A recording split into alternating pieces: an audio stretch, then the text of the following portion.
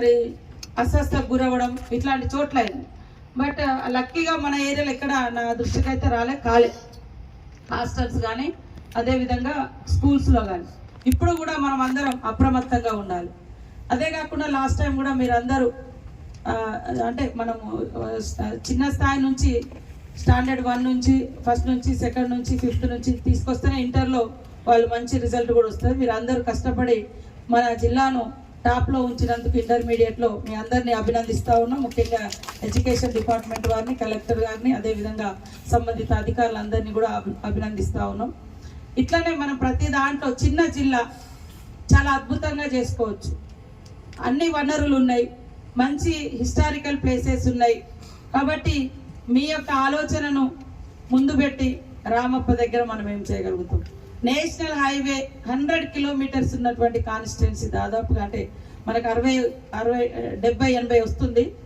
వరంగల్ నుంచి చూస్తే 100 దాకా మన ఇటేట్ వస్తే మనదే ఉంటుంది. కాబట్టి ఇంత పెద్ద ఏరియా ఇక్కడ మనకు రామప్ప, లక్నవరము, టూరిజం కూడా చాలా అద్భుతంగా ఉంది. సమ్మక్క సారక్క ఇవన్నీ నేషనల్ హైవే మీద కూడా ఫారెస్ట్ అండ్ పంచాయత్ రాజ్ లేదా NHR అందరం కలిసి అద్భుతంగా ఆ రోడ్లను డెవలప్ చేసుకోవడము, ఇట్లాంటి అన్నింటినీ కూడా ఈరోజు రివ్యూ చేసుకొని తర్వాత IB వాళ్ళు కూడా లాస్ట్లో కొన్ని ఫ్లడ్స్ వచ్చి చెరువులు తెగిపోయినాయి, కుంటలు తెగిపోయినాయి, రోడ్లు ఇవన్నీ అయినాయి. మనం మొదలుపెట్టిన కోడ్ వచ్చింది, this is the longest election in the world, అంటే సెకండ్ లాంగెస్ట్ ఎలక్షన్.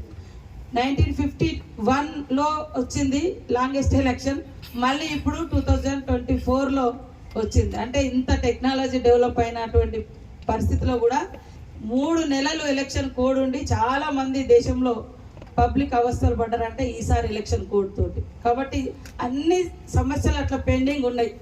ఈ 3 నెలలు లేదా అంత 3 నెలలు ఎలక్షన్ల ముందు ఇదంతా కూడా మనం పరిష్కరించుకోవాలంటే ఒక రకంగా